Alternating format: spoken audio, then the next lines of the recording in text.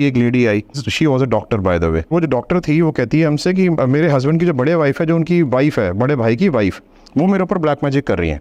और जो black magic वो कर रही हैं मेरे ऊपर, मैं जो उसकी वजह से मेरे एंगेजमेंट के टाइम पे मेरे फादर की डेथ हो गई।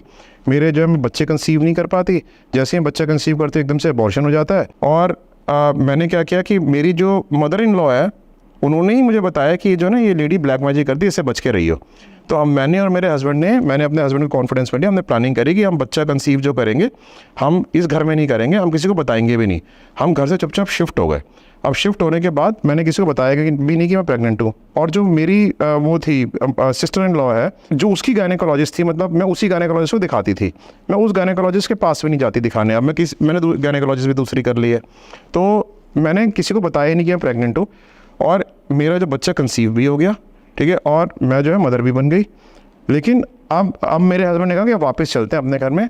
जैसे ही हम वापस गए, फिर से हमारे जो है लाइफ में मिजरी आने लगी। मुझे मेरी जिठानी लगती है इन्वॉल्व है किसी के, वो किसी तांत्रिक के साथ इन्वॉल्व है।